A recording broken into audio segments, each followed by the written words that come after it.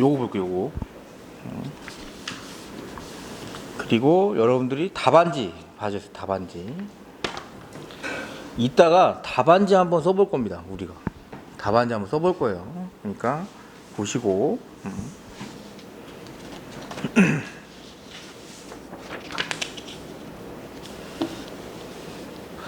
1페이지 잠깐 볼까요? 1페이지.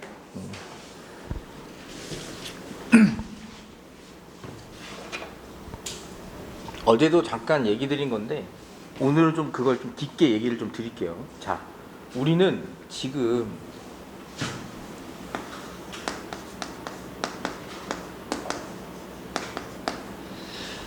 (2차) 시험 강의니까 1차 시험 얘기는 안 하겠습니다. 2차 시험 강의니까. 2차 시험은 여러분 뭐예요? 지금 우리 지금 서술형이에요.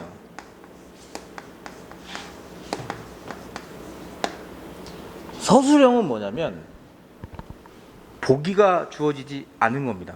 내가 처음부터 끝까지 쓰는 거예요. 그걸 보면 우리 답안지 지금 이렇게 보면 처음 받아보신 분도 있잖아요. 열어보면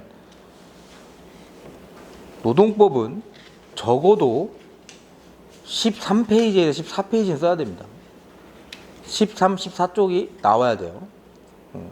무슨 느낌인지 아시죠? 그러면 한 90분이나 100분 사이에 이걸 쓴다는 거는 정말 빨리 쓰는 거죠. 정말 빨리 쓰는 겁니다. 그래서 서술형이기 때문에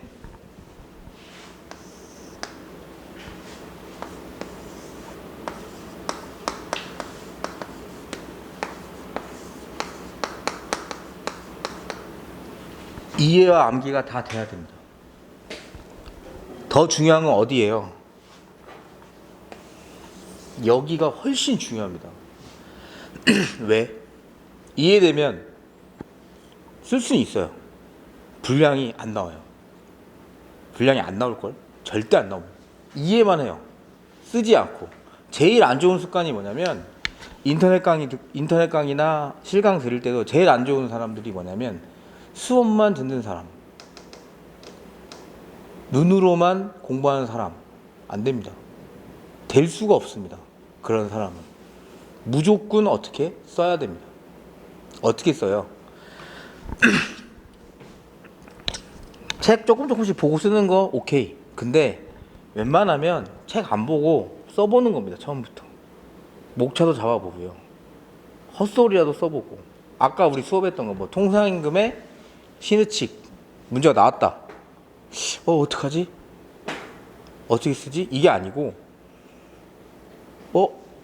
법전이 있잖아요. 열어봐.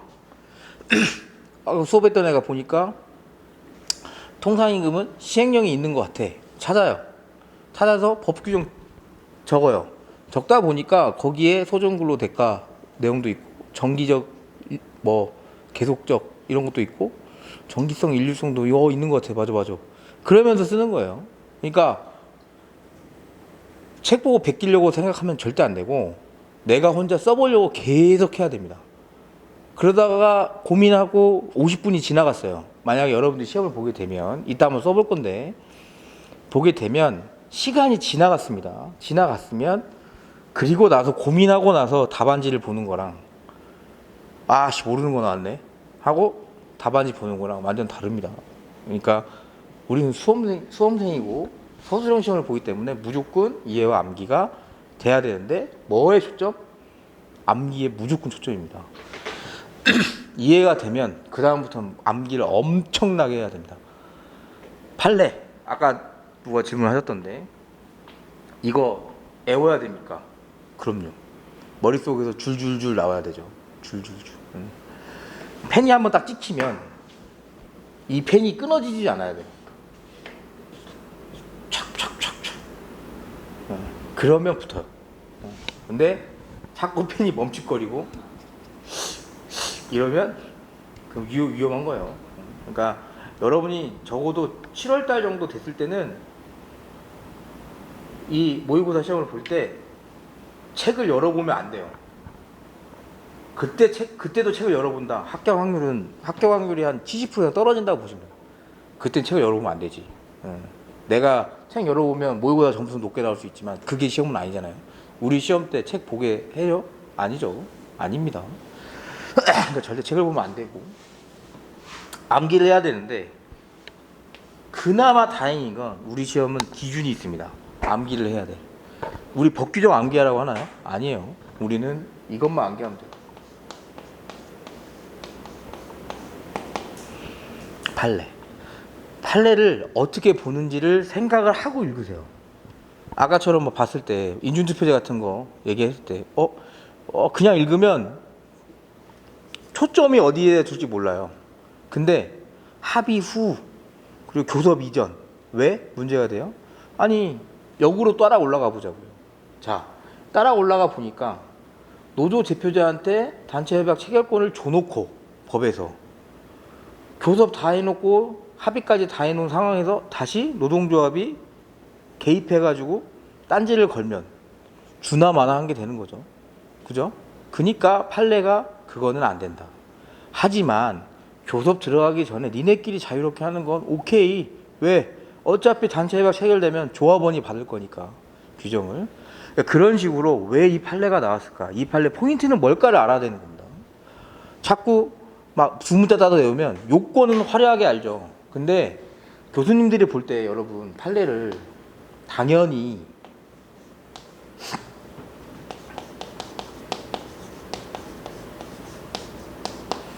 판단 기준 17개면 7개 다 쓴 애가 당연히 유리하죠. 하지만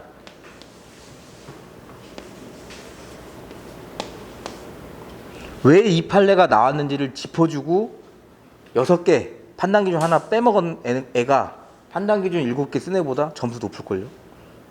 왜? 얘는 정확히 알고 있거든. 왜 이 판례가 나왔니? 그리고 한 가지 제가 팁을 말씀드릴까요? 여러분, 이걸 쓸 수 있는 애는 판단 기준을 빼먹지 않습니다. 왜? 왜 이 판단 기준이 나왔는지 알고 있으니까. 무슨 느낌인지 아시죠? 지금 판단 기준만 죽어라고 해서 7개였는데 7개였는데 7개였는데 이러면 그 사람은 애초에 이게 안 되는 거예요. 왜 나왔지? 아 맞아, 이래서 나왔지. 그래서 이런 걸 보지. 이렇게. 그래서 이따 제가 봐드릴 텐데 왜 이런 법원의 입장이 나오는지를 항상 생각해야 됩니다. 그냥 판례 이거 유명하대, 최신 판례대 그냥 무턱대고요. 그게 아니고 이번에 나왔던 삶의 터전인가? 그것도 뭐 카페나 이런 데 보니까 삶의 터전이라고 많이 돌아다니는데 그것도 왜 나왔겠어요? 판례가. 이 사람들이 자기 사업장이 아니고 도급 사업장에 가서 쟁행위를 하니까 판례가 나온 거예요. 쟁행위를 하니까 본사가 야 얘네 뭐야, 자기 직접 고용관계도 아니고 용역계약 아니야? 쫓아내. 이렇게 됐는데 이게 형사상 퇴거불응죄가 해당이 돼가지고 그게 문제가 돼서 판례가 나온 거예요. 판례가 야 니네들끼리 서로 계약하고 실제 일하는 데가 여기면 여기서야 실효성이 있지 않아? 이렇게 해서 인정해 주는 거야. 왜 나오는지를 잘 생각해야 돼. 왜 나오는지 생각하면 거의 답이 틀릴 리가 없습니다. 거의 답이 틀릴 리가 없어요. 가끔 노동법 시험 문제에서 답이 이렇게 쓰면 안 되냐고 오답을 막 적으면 자기 논리를 펼치죠. 답 틀리면 안 됩니다. 우리 시험은. 왜? 문제가 너무 답을 안 틀리게끔 내주거나 아니면 아예 이것도 써보고 저것도 써보고 이렇게 내거나 이런 느낌이에요. 그러니까 절대 답이 틀리면 안 돼. 그래서 이 판례가 왜 나왔는지를 항상 생각해야 됩니다. 하나 더 생각하면 왜 나왔는지의 거의 99%가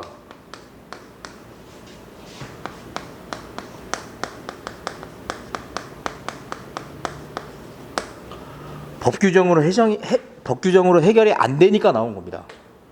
우리 아까 근로기준법상 근로자 봤죠? 근로기준법상 봤는데 법규정으로 봤을 땐 임금을 목적으로 사업 또는 사업장에 근로를 제공하는 자가 근로자래. 그래? 그럼 어떻게 근로기준 근로자를 판단해? 하니까 그래? 자, 상당한 지휘감도, 제3자 고용 의무, 근로 대상적 성격 다 보는 거죠. 비품, 원자재가 네 소속이냐 이런 거, 이윤, 손실의 초래를 네가 직접 구속하는지 보는 거고. 얘만으로 안 되니까 판례가 판단 기준을 만든 거고, 근로기준법 근로자 판단 뭐예요? 쭉 쓰면 왜? 근로기준법 보호시키려고.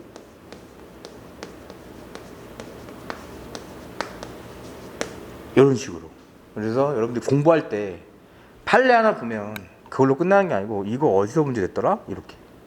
그렇게. 조문을 봐도 이거 뭐랑 문제 냈더라? 아니고 이거 맞아. 이거랑 연결했었어. 그러면 생각보다 암기량이 확 줍니다. 그리고 논점 일탈이 될 수가 없어. 왜? 이거랑 연결돼 있는데 안 돼요. 논점 일탈 안 됩니다 거의. 그래서 우리 시험은 이거예요. 무조건 이렇게. 그리고 제발 이거 진짜 부탁드리고 싶은 겁니다. 시간. 모의고사 때는 조금 더 쓰면 좋죠. 내가 공부한 거를 다. 여러분 실제 시험에서는 1초도 시간 더 안 줘요. 쓰다가 촥 뺏겨버립니다. 안 뺐으면. 설마 뺐겠어? 안 뺐으면. 여러분 경쟁자들이 가만히 있잖아요. 세상 민원이 가장 센 데가 노무사 2차 시험장인 거 아시죠? 심지어는 친한 그 스터디원이 좀 늦게 썼더니 여기 스터디원이 그랬대잖아요. 여기 왜 답안지 안 걷냐고. 냉정한 세계입니다 여러분. 왜? 제가 떨어져야 내가 붙으니까 그래요. 제가 떨어져야 내가 붙으니까. 다 같이 해피한 결말은 좀 힘들죠. 시간을 준수를 잘 해야 됩니다. 생각보다 시간에서 피해 보면 안 됩니다. 그래서 시간에 맞게. 제가 여기 시간을 말하는 이유는 뭐냐면, 자, 답안을 썼어. 내가 답안을 쓰는데 누가 봐도 25점짜리 하나 남았는데 10분 남았습니다. 어떻게 쓸 겁니까 여러분? 나는 공부를 너무 많이 해서 이거 쓸 게 너무 많거든. 그래서 자, 진짜 많아요 이런 경우. 10분 남아서 아예 10분 남았습니다 얘기를 했어요. 그러면 25점짜리야. 10분 남았네. 그래. 문제의 소재. 논점이 이러고. 자, 의, 개념. 이러고. 그래. 법규정 쓴다고 그랬지? 법규정. 이러고. 자, 이 중요한 판례 써야지. 판례의 태도. 삐 걷어가 버린다고. 여기까지 쓰면 10분 나오거든, 딱. 그죠? 어떻게 하겠어요? 10분 남았으면. 지워버려, 이거 다. 판례의 태도. 사안의 해결. 이렇게 써버리고 넘어가는 겁니다. 그러면 물음에 대한 답을 했죠. 여러분이 착각하는 게 의, 요건 이런 거 쓰면 점수 줄까? 아니요. 물음표 어디 있어요? 문제 있잖아. 그러면 답안은 무조건 뭐? 사안의 해결 나와야 돼요. 근데 어떻게 풀었어? 판례를 갖고 풀었습니다. 이것만 보여줘도 완전 평타 치는 겁니다. 근데 이거 형식 유동성이 있어야 돼요. 실제 이런 사례가 동차생들한테 되게 많이 나와요. 공부 열심히 한 동차생들한테. 왜? 아직 암기량이 그렇게 대단하지 않아서 아는 문제가 나와서 신난 거야. 앞에가. 그래서 막 쓰기 시작합니다. 그러다 10분 남았어. 25점 나오면 어떻게 되냐? 문제 소지 안 쓰면 안 되고. 필요 없어. 판례 사안에게서 조지면 돼. 시간을 봐주지 않습니다. 이거 진짜 조심하셔야 됩니다. 이거.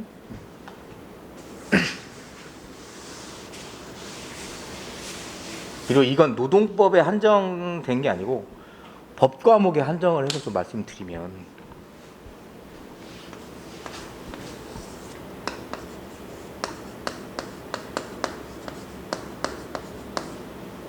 모르는 문제 나올 수 있어요. 진짜 생판 처음 본 거. 그때 못 쓸까요? 아니.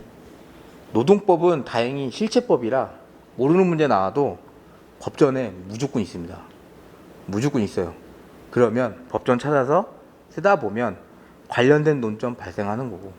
만약에 조정제도가 나왔어요. 노조법에 조정제도 본 적이 하나도 없어. 법정 사다 보니까 조정제도 보니까 이거 할 때 수업 때 했었다. 행정지도랑 연결시켜서 조정정치주의 했었다. 이러다가 뭐 쟁행이 문제 있었고, 그런 관련 논점을 쓰다 보면 채워진다고요. 그죠? 그러니까 모르는 문제 나왔다고 해서 이번 시험 망했구나 하지 마세요. 나 모르면 다 모릅니다. 나 모르면 다 몰라요. 제가 말씀드렸죠. 옆에서 쓰고 있는 애가 뭐 쓰는지 모릅니다. 막 써. 뭐 쓰는지 어떻게 알아요? 그리고 여러분들이 시험장 들어가면 한 반에 한 28명 정도 될 텐데 지금 기준으로 쓰는 그 시험장에서 한 명 된다고 보시면 돼요. 내가 거기 1등 해야 돼. 아셨죠? 그러니까 진짜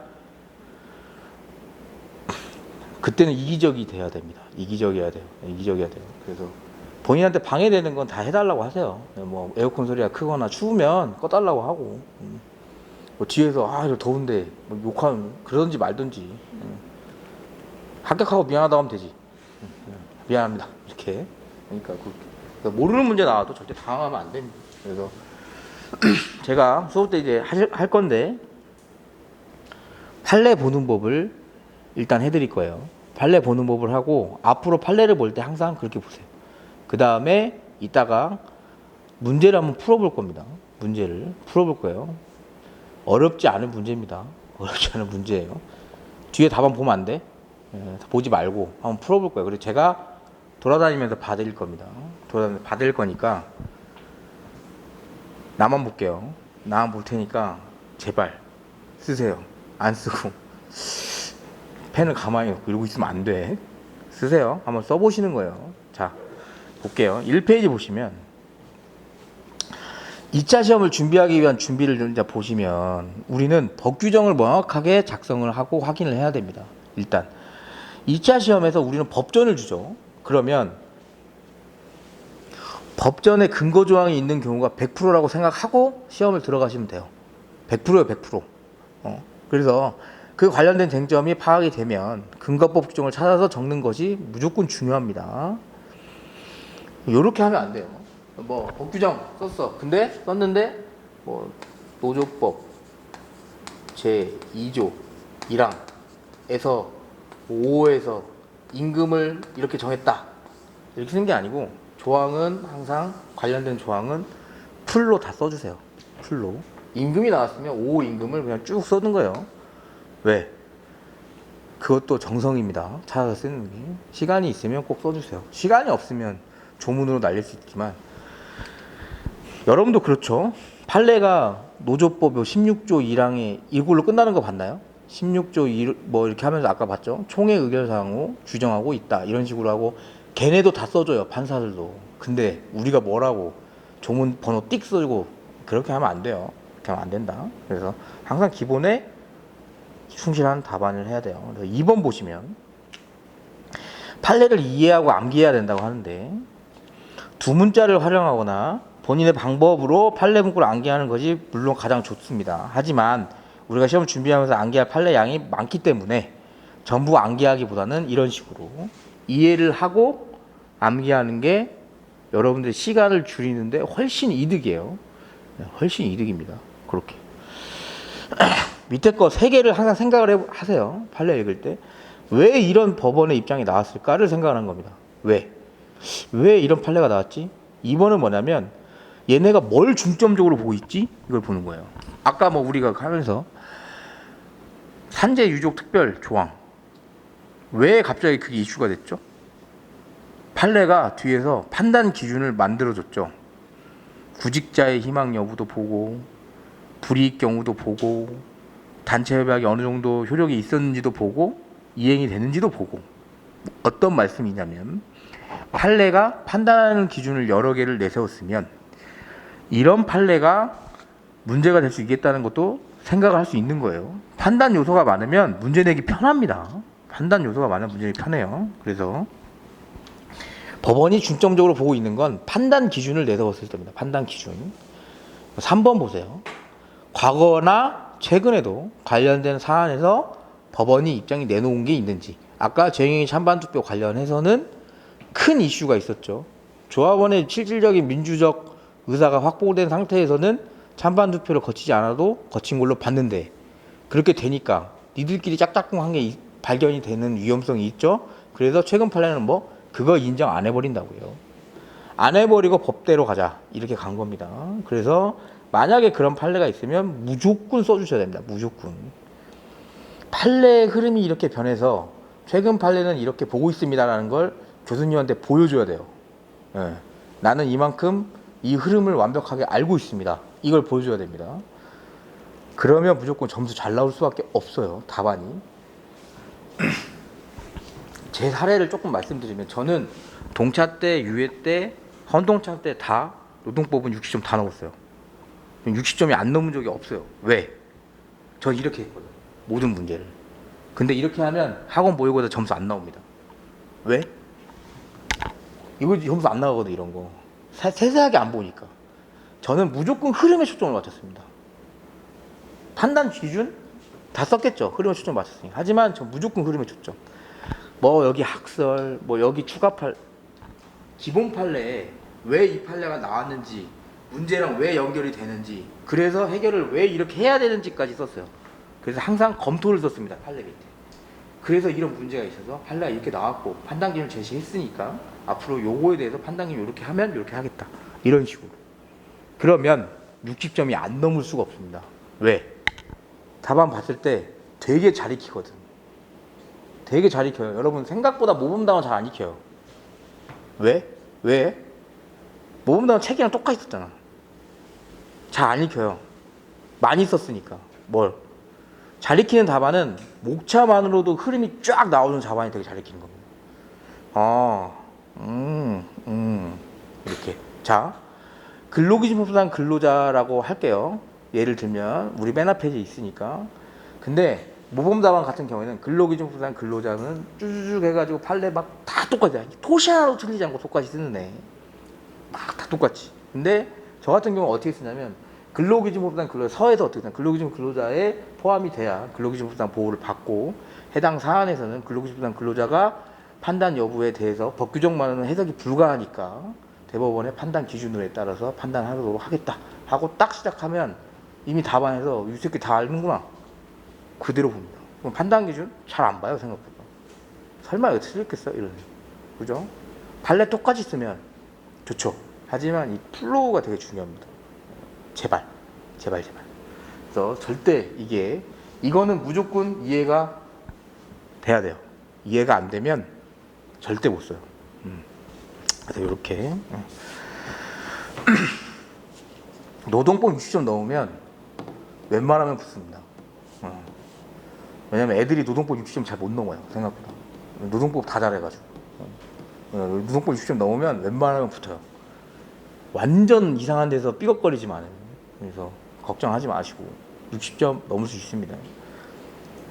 그렇게. 네. 그래서 3번 보시면 실제 적용 연습 한번 해볼게요. 이거 아직 쓰는 거 아니에요. 아까 우리가 봤던 판례긴 한데 판례를 어떻게 보는지 볼게요. 자, 법규정 보면 근로기준법 2조 2랑 5호에 임금이라고 규정이 되어 있습니다. 보면 사용자가 근로의 대가로 근로자에게 임금, 봉급, 그 밖에 어떠한 명칭으로든 지급하는 모든 금품을 말한다 라고 나와 있습니다. 그럼 밑에 판례는 뭐냐면 그래서 임금이 도대체 뭐야? 라고 하면 법규정으로 보니까 근로의 대가로 근로자에게 지급하는 금품을 말하네. 그래? 근데 조금 더 구체적으로 필요하지 않을까? 뭐 만약에 내가 그냥 나갔는데 사장님이 너 일 잘한다 10만 원 더 줄게. 이거 원래 계약된 금액이 아닌데 이것도 임금인가? 그냥 가만히 있다가 사장님이 우리 영업이 잘 돼서 회사가 좋아서 영업수당으로 해가지고 한 10만 원씩 줄게. 이것도 임금인가? 이런 부분이 있겠죠. 그래서 그런 걸 어떻게 판단해야 되냐 했을 때 법원이 기준을 마련한 겁니다. 자, 어떤 걸 임금으로 본다 이런 식으로. 자, 이거예요. 만약에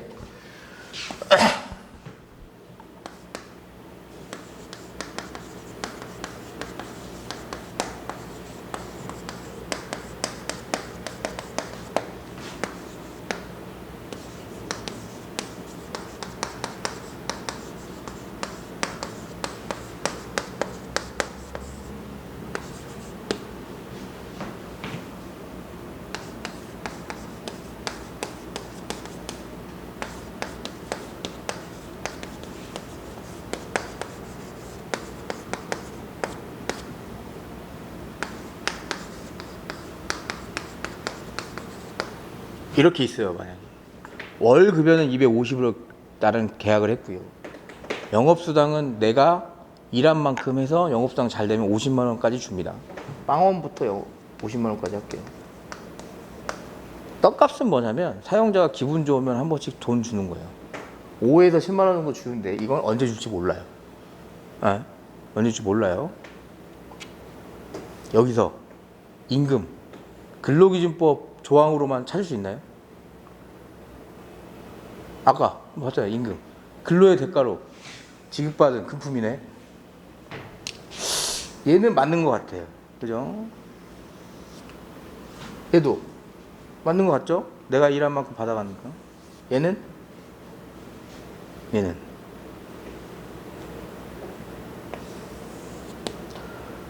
근데 안 나오면 또 안 줘. 얘는 모르겠어. 이런 거 판단하려고 판례가 나온 겁니다. 법규정으로 판단 안 되니까. 그래서 판례가 어떻게 나와요? 지금 보면 처음부터 읽어볼게요. 사용자가 근로자에게 지급하는 금품이 임금에 해당하려면 그 금품이 일단 근로의 대상이어야 됩니다. 근로의 대상. 그리고 지급되는 것으로서 근로자에게 계속적 정기적으로 지급되고 그 지급에 관하여 사용자에게 지급 의무가 있어야 됩니다. 지급 의무. 사용자에게 뭐가 있어야 돼? 지급 의무. 지급이 강제돼야 된다고요. 그리고 그 지급 의무 발생이 근로제공과 직접 관련 또는 그것과 밀접하게 관련 있어야 됩니다. 자, 다시 볼게요. 지급 의무가 있어야 되겠네요. 지급 의무. 지급 의무 있나요? 있지. 지급 의무 있지. 지급 의무 있어요? 주고 싶을 때 주잖아. 그죠? 지급 의무가 없어요. 그러면 얘 임금에 해당 안 될 확률이 있죠. 이렇게 하는 거예요. 이런 것 때문에 나온 겁니다. 그러면 역으로 조금 더 깊게 들어가 보자고요. 판례가 왜 이렇게 나와도 이게 왜 문제가 될까? 임금이 아니면 아닌 거지. 이 사람이 떡값을 10만 원으로 고정적으로 계속 받았어요. 그냥. 그래서 당연히 다음 달에도 주는 걸로 알고 있어요. 그러면 사용자의 재량인지 아닌지도 불확실한 상황이 되는 거죠. 그러면 얘가 임금으로 볼 수도 있는 거예요. 그죠? 그런 사태. 퇴직금 산정할 때 300으로 산정할 거냐, 310으로 산정할 거냐, 그런 사태. 그래서 이게 임금성 문제가 그렇게 됩니다. 왜 판례가 나왔는지 느낌이 오죠? 법규정으로만 해석이 안 되니까요. 판례가 나오는 거예요. 그렇게. 그래서 넘어가시면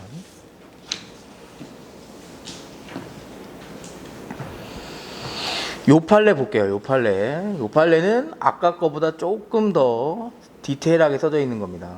평균임금 산정의 기초가 되는 임금은 사용자가 근로의 대가로 짝짝짝 급한 금품으로서 근로자에게 계속 정기적 단체 협약으로 취업규칙으로 사용자에게 지급 의무가 지어져 있는 것을 말하고, 이거 보면 경영평가 성과급, 즉 평가 성과급이 임금에 해당되는지 문제가 있었습니다. 그래서 경영평가 성과급이 계속적 정기적으로 지급되고 그 지급 대상과 지급 조건 등이 확정되어 있는 겁니다. 누구한테 줄지도. 그래서 어떻게 사용자 줘야 되는 거야. 사용자에게 지급 의무가 있다면 이건 뭐다? 근로의 대가로 지급되는 임금의 성질을 가진다 라고 보는 겁니다. 가진다. 그래서 왜 이런 판례가 나왔는지를 생각을 하고 읽으면 안 까먹습니다. 이제 안 까먹어요. 까먹을 것 같아요, 여러분? 요 사례 생각하면 안 까먹을걸? 이제 재량 맞아. 사용자가 줘야 되잖아. 그러면 이게 판단 요소에서 안 까먹어요. 왜 나왔는지. 그래서 이런 식으로 공부하는 거예요. 이런 식으로. 무조건 이런 식으로 하셔야 돼요. 애매하게 하지 말고. 그래서 그렇게 하고 2페이지 밑에는 제가 이따가 설명을 드리고 3페이지 가보세요. 3페이지. 답안작성법. 실제 한번 해볼 텐데 답안작성법. 만약에 절대 모르는 문제가 나왔다. 그러면 이런 식으로 쓰는 겁니다. 이런 식으로. 추가적인 목차는 추가적으로 생각나는 걸 쓰는 거예요. 목차 제목에 연연해 하지 마세요. 이게 포맷입니다. 이게 포맷이에요. 자, 문제의 소재 쓰는데 팁을 써놨죠. 밑에 실제 시험 문제에서 요구되는 문제를 작성하는 것입니다. 하지만 문제의 내용을 그대로 복붙하면 절대 안 돼요. 문제의 소재에서 문제의 내용 복붙하다 보면 어떻게 돼요? 문제의 소재만 한 페이지 나옵니다. 왜? 문제가 기니까. 거기 문제의 소재에서는 이 문제에서 논점이 이거네. 그래서 이거에 대해서 쓸 거예요. 하고 끝. 문제의 소재, 문제에 나와 있는 사안을 복붙하는 건 어디서? 사안의 해결에서 하는 거예요. 사안의 해결에서 하는 거예요. 자, 그러면 문제에서 논점이 되는 사안과 기준이 되는 법 규정을 언급해 주는 거에 끝나는 겁니다. 이런 사안과 관련해서는 근로기준법 제2조 1항 5호의 임금의 개념과 법원이 구체적으로 제시한 판단 기준에 의해서 떡값이 임금에 해당되는지를 판단하겠다. 이런 식으로 하고 넘어가면 법 규정도 들어갔고 판례의 취지도 들어갔고 얘가 왜 이 문제를 냈는지도 알고 있구나 하고 쫙 넘어갑니다. 쫙 넘어가는 거예요. 이 문제로 해볼게요. 아예 문제 소재에서 분명히 문제는 이걸 내요. 이 떡값이 임금에 해당해서 퇴직금 산정에 들어가야 되는 평균 임금이라고 주장한다. 갑의 주장이 타당하냐 하면 문제 소재에서 이것도 써줄 수 있죠. 월급여와 영업수당은 사용자의 지급 의무가 있는 것으로 보여서 문제가 되지 않지만 이 떡값과 관련해서는 사용자 지급 의무가 문제되고 사용자 지급 의무와 관련해서 법 규정에는 구체적인 기준이 없다 보니 판례에 따라서 판단해 보도록 하겠다. 넘어가면 이미 문제의 소재에서 다 끝내고 간 겁니다. 더 이상 나올 게 없는 정도로. 그 정도로 말이 잘 나오려면 어떻게 해야겠어요? 공부가 엄청 많이 돼야 돼요. 내 마음대로 줄였다 뺐다 이렇게 돼야 돼요. 그죠? 그만큼 많이 하시면 돼. 이렇게. 그래서 노마자 2번은 웬만하면 법 규정을 꼭 써주세요. 따로 빼서. 문제의 소재에 쓰지 말고 그냥 따로 빼서 법 규정을 써주세요. 그게 좋습니다. 문제의 소재에 녹여서 쓰지 말고 문제의 소재는 논점만 쓰는 거예요. 그리고 법 규정을 따로 빼서 꼭 써라. 그 다음에 뭐다? 판례 태도를 쓰는 겁니다. 판례 태도. 1번은 문제의 소재를 다시 써도 돼요. 판례가 나오게 된 배경이라고 써도 되고. 그래서 이 판례가 나오게 된 취지를 꼭 써주는 게 좋습니다. 왜 이런 판례가 나왔고. 그리고 2번은 판례의 내용을 꼭 써주고 3번은 판례가 문제와 어떤 관련이 있는지도 써주는 게 좋습니다. 검토라는 항목으로 빼줘도 되고 4번은 과거나 최신 판례가 있으면 써주세요. 과거나 최신 판례가 있으면 써주세요. 생각이 잘 안 나요. 근데 최근 판례가 있었어. 근데 입장은 뭐였어? 내가 썼던 그 기존 판례를 지지하고 있는 입장이면 최신 판례도 이와 같다. 이런 식으로 써주세요. 무슨 말씀인지 아시죠? 나 최신 판례 알고 있어. 근데 이거랑 똑같은 입장이었어. 이렇게 쓰면 되죠. 그거 있잖아요. 우리 사회통합상 한식성 유무 봤을 때 그 기업이 취업규칙 불이익 변경을 통해서 이익의 향유 주체로 근로자가 이익의 향유를 받을 수 있는지의 그 기업 형태도 본 다음에 최근 판례. 근데 그게 생각이 안 나. 최근 판례는 뭔가 추가적인 요소를 제기를 했는데 어쨌든 제한적 해석에 방점을 찍고 있으면 최신 판례도 이 이외에 추가적 요건을 제시하면서 엄격한 해석을 다시 한번 강조하였다. 이렇게 쓰는 답안이 훨씬 좋겠죠. 왜? 최신 판례를 보긴 봤구나. 이런 느낌. 한 줄 한 줄이 여러분 1점이라고 보시면 돼요. 1점. 제가 말씀드렸죠? 0.01점으로 떨어지는 사람도 있습니다. 그렇게. 그 다음에 노마자 4번은 사안 해결입니다.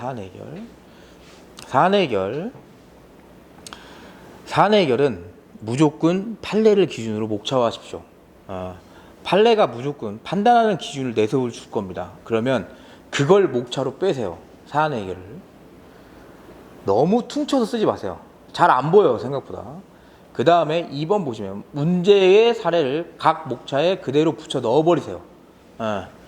어렵지 않죠, 이건. 그대로 넣어버리세요. 특히 올해 같은 문제, 노동법 1번 같은 경우에는 문제에서 사안 해결에 하나도 빠지면 안 돼요. 너무 다 잘 나와 있잖아요. 그죠? 그대로 붙이면 됩니다. 얼마 안 걸립니다. 조금 내용을 축약하더라도 다 들어가야 돼요. 그리고 3번은 진짜 센스입니다. 결론은 꼭 문제의 답과 일치하도록 작성해야 됩니다. 요건데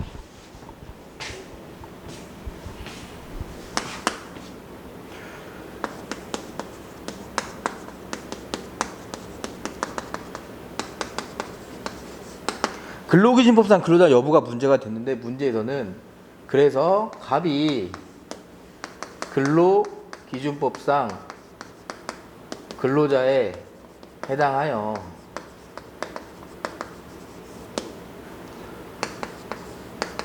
통상임금으로 산정한 가산수당을 지급받을 수 있는가 라고 했으면 결론에 이거구나. 사안의 해결. 갑은 근로기준법상 근로자에 해당한다.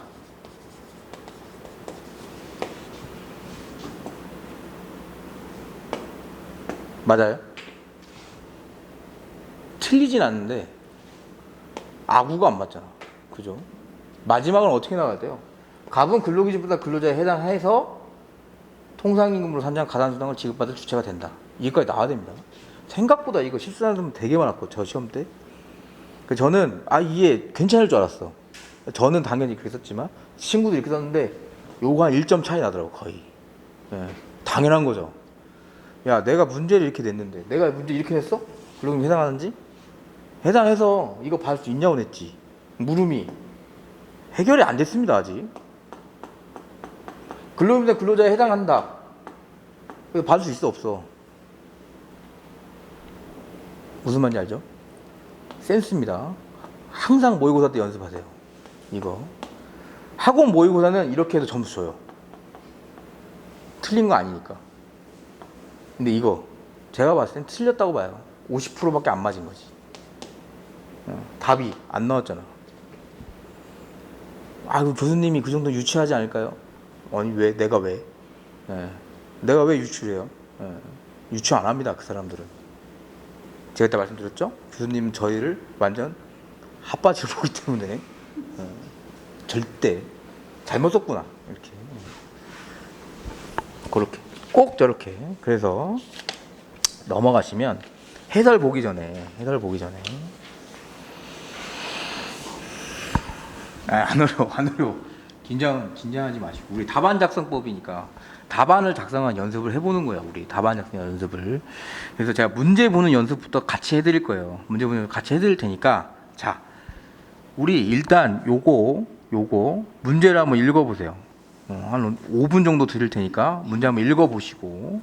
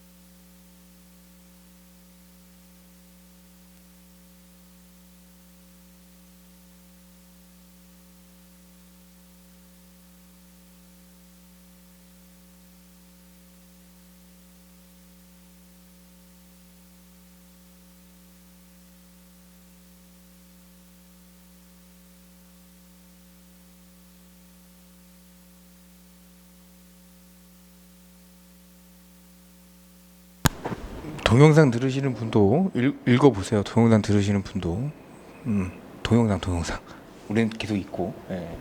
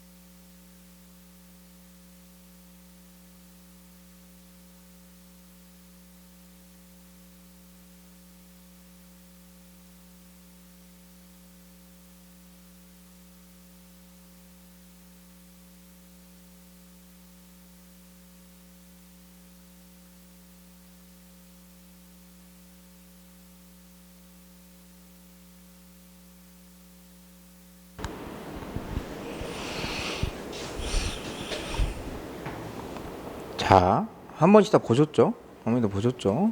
넘기면 안 돼. 뒤에 답안이 있어서. 넘기지 말고. 자, 읽어봤는데 느낌이 어때요? 무슨 내용 같아요? 보니까 A회사가 갑을 어디로 발령시킨 것 같습니다. 그런 느낌만 오셔도 돼요. 일단은 발령시킨 것 같은데, 발령시키고 갑이 뭔가 이의제기를 한 것 같아요.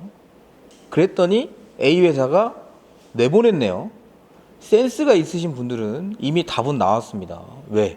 내보낼 때 2번은 나와야죠. 내보낼 때 어떻게 했어요? 구두로 내보냈네. 이건 내가 1차에서도 봤었구나.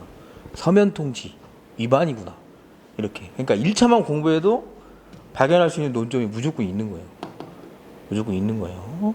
그리고 보니까 1차 공부했을 때 징계 절차에서 소명권 무조건 줘야 된다고 봤던 판례가 있었는데, 그러면 2번은 문제가 이미 나온 겁니다. 지금 2번 문제가 나온 거예요. 답이.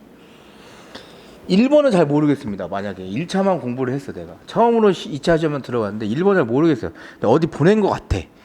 근데 내가 외웠던 건 전직인데 전근으로 나왔네. 내가 외운 건 전직인데 전근으로 나왔네. 근데 전직이든 전근이든 단어의 차이지 전체적으로 봤을 땐 무슨 느낌입니까? 전직의 느낌이 강합니다. 이거 지금 전직이 뭐냐면 이렇게 보시면 돼요.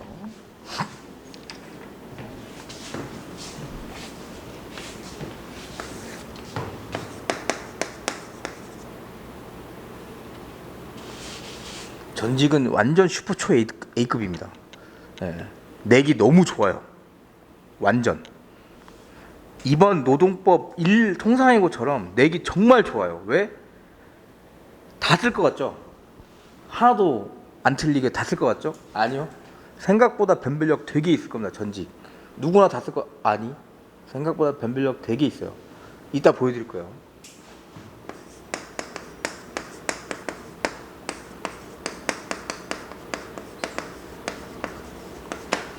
전직은 인사명령인데요. 우리가 구분해야 될 건 전적이에요. 전적. 전적은 뭐예요? 적을 옮기는 겁니다. 그 회사를 옮기는 거라고 이거. 그러니까 이것보다 좀 어렵겠죠. 포괄적 동의 여부가 문제되지만 이거 나오는 것보다 이게 나올 확률이 높아요. 이건 뭐냐면 이렇게 알아두세요.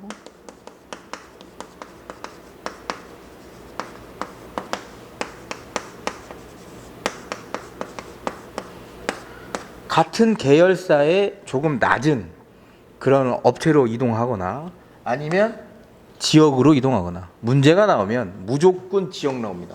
왜? 왜? 전직의 판단 기준이 하나 뭐예요?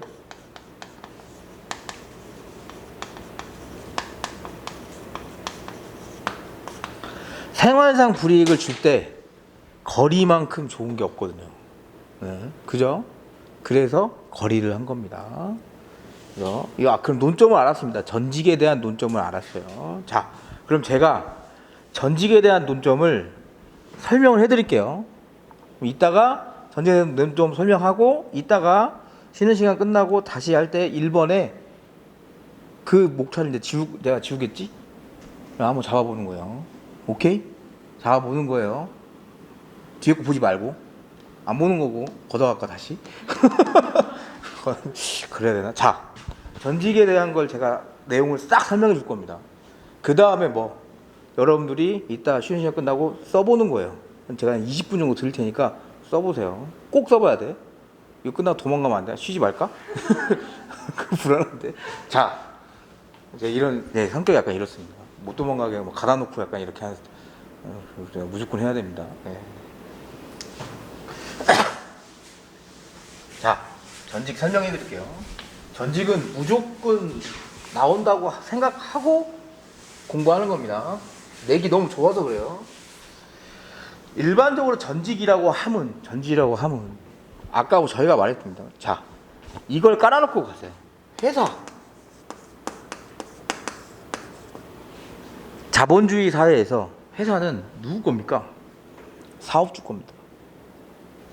사업주 거. 네. 진짜야? 네. 사업주 겁니다. 사업주인데 근로기준법에서 사업주의 이런 횡포나 이런 걸 막기 위해서 근로기준법에서 근로자를 보호하는 거예요. 그러면 사업주 거니까 내 회사에서 A를 서울 본사 문제처럼 대전지사 서울 본사에서 쓰다가 대전지사로 보내는 거 문제 있습니까? 문제 없죠. 왜? 내 회사잖아. 너는 나랑 계약을 체결했고 내 마음이죠. 그래서 이걸 뭐라고 해요? 원칙 인사권의 재량은 이거 잘 알아두세요.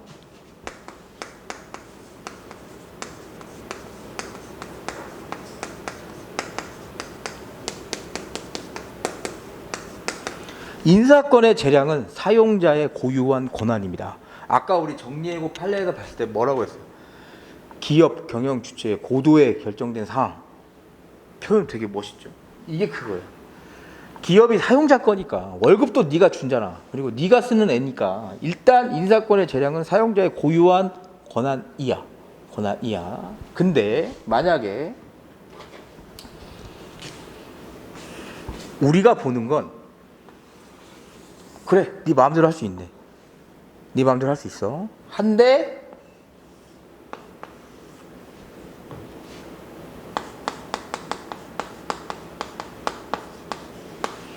법 위반하면 안 되겠지. 그죠? 법을 위반하면 당연히 안 되죠. 법을 위반하면 안 되는 거예요. 두 번째. 재량 오케이. 재량권이 주어지면 항상 따라다니는 게 있습니다. 뭐냐면 남용. 우리 행정에서 할 거예요. 재량권을 부여했더니 지 마음대로 막 해버리는 거예요. 안 되죠. 똑같습니다. 사용자의 고유한 권한인데 이게 뭐다?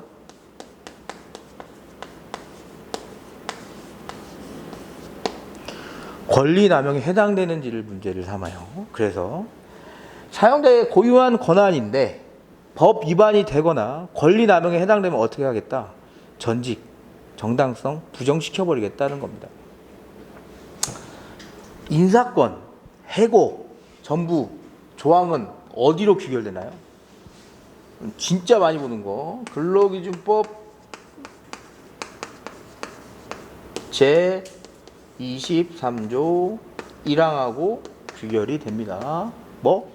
정당한 이유 즉 법 위반이라고 말하는 건 근로기준법을 말하는 거고, 정당한 이유가 있는지를 보는 거고, 그게 권리남용에 해당되는지를 또 보는 거예요. 오케이? 오케이. 여기까지 오케이? 예. 그래서 전직은 원래 누구 거? 사용자 거고, 사용자의 고유한 권한인데, 그 고유한 권한 행사가 법을 위반하거나 권리남용에만 해당되지 않으면 된다. 해당되지 않으면 된다. 이겁니다. 그렇게. 그 다음에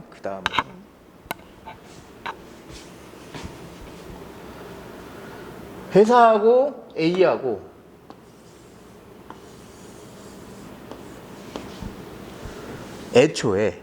만약에 애초에 근로계약서를 작성을 했는데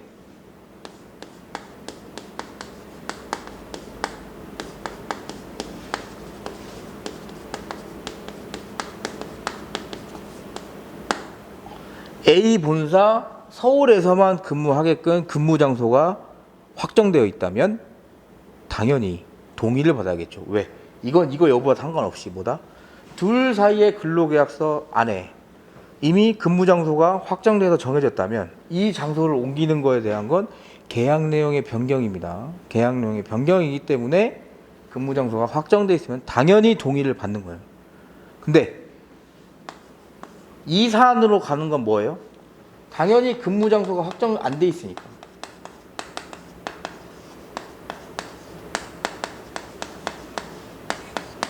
확정 안 돼 있으니까 누구한테 재량권이 넘어갔다? 사용자한테 재량권이 넘어갔다. 왜? 어차피 두 개 다 내 회사니까. 네 개 회사니까 내가 마음대로 대전으로 보내든 말든 네 동의가 필요 없는 거예요. 네 동의가 필요 없는 거예요. 그러한 사안이 전제돼서 이게 나오는 겁니다. 요 문제에도 어때요?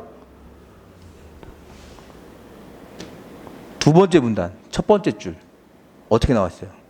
갑의 근로계약서에는 근무 장소가 기재되어 있지 않으며.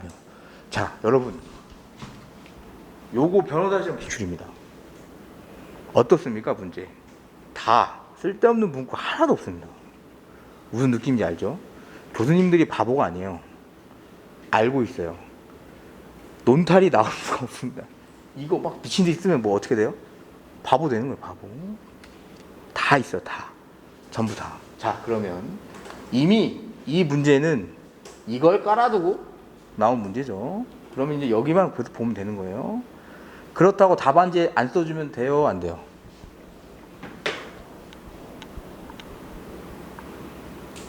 써야죠. 왜? 갑의 근로계약서는 근무장소가 기재되어 있지 않다.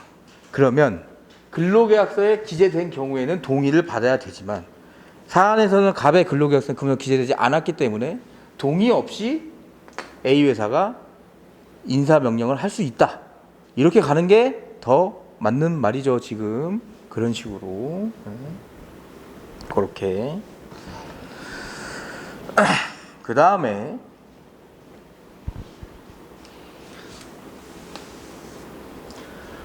법 위반인지 여부보다 권리남용인지 여부를 따질 겁니다, 이제. 자, 이게 권리남용 여부를 따지는데 양쪽을 볼 겁니다. 양쪽을 볼 거예요. 대전지사로 옮겨가면 일단 먼저 깔려 있는 게 뭔가요?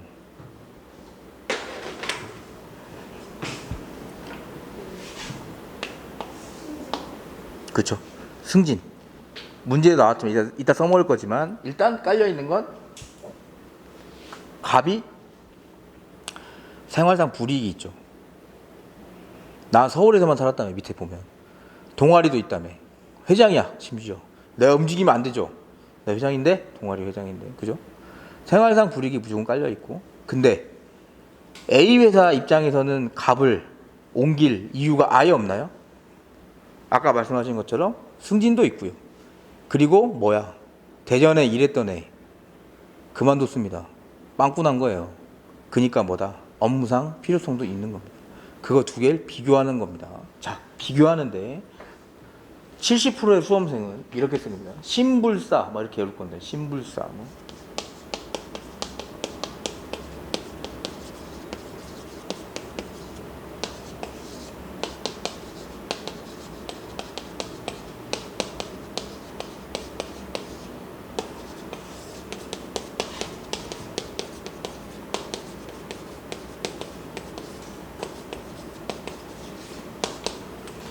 업무상 필요성을 볼 거고요. 생활상 불이익을 볼 거고, 신의식상 협의 절차가 있었는지를 볼 겁니다. 최소한 의견은 물어봐야 되지 않겠냐. 동의는 아니어도. 이 세 개를 판례는 봅니다. 70% 이상의 수험생들은 딱 여기서 끝나요. 이렇게 쫙 이렇게 사안해결을 받아 승진도 필요하고 뭐 이렇게 하고 하니까 이 부분에 있어서는 업무상 필요성이 인정된다고 본다. 근데 판례를 아까처럼 우리가 보게 되면, 자세히 보게 되면 판례에서 명확하게 나누고 있는 게 뭐 있어요. 뭐냐면 업무상 필요성 오케이. 근데 두 가지를 봅니다. 문제 잠깐 보면 세 번째 문단. A회사 대전 지점의 영업부 과장 을이 사직을 했네요. 그러면 저긴 지금 영업부 과장이 공석인 상태죠. 그래서 차장 승진이 유력한 갑이 적합하다고 판단된 겁니다. 그래서 뭐냐면 지금 이미 대전지사에는 을이 사직하면서 어떻게 됐어요? 을이 사직하면서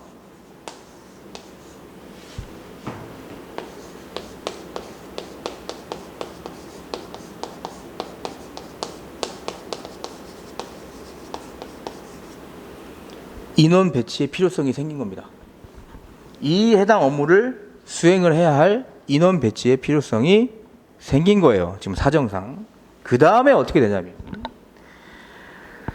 승진이 유력한 갑이 가장 적합하다고 판단을 했고, 위에 두 번째 문단 보시면 두 번째 줄 취업 규칙에는 과장이 차장으로 승진하기 위한 요건으로 서울이외 지점에 1년 정도 근무할 걸 요건으로 또 하고 있네요. 그러면 인원 선택의 인원 배치에 필요성이 있을 뿐만 아니고 또 뭐가 있어요? 여기다 쓸게요. 안 보이시니까.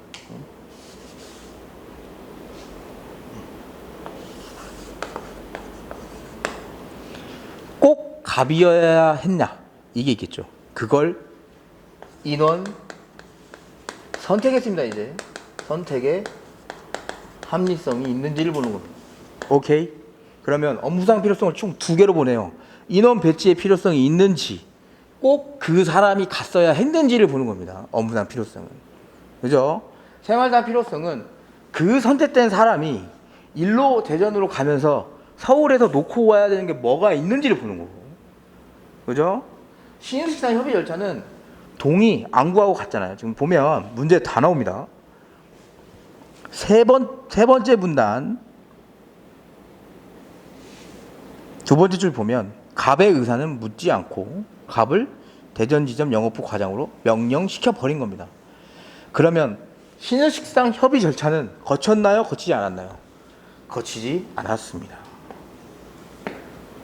그죠? 자, 이게 전직입니다. 이게 전직이에요. 사안 해결은 저거 다 들어가야겠죠? 다 흩어져 있는 걸 다 합치는 겁니다. 결국 결론은 뭐다? 이걸 다 종합적으로 고려해서 판단하겠다는 게 판례의 태도입니다. 그럼 이따가 끝나고 목차 잡아볼 거예요. 목차 잡아보고 사안 해결 써봐요. 써보시는 거예요. 쓸 수 있죠 이제? 안 어렵잖아 지금. 우리 다 따라왔는데 눈빛으로 다 따라왔습니다 지금. 안 어려워요. 안 어려워요 지금. 안 어려워. 시험 보기 전에 이거 한번 해주고 들어가면 너무 좋겠죠. 다 붙을 수 있습니다 우리 그러면.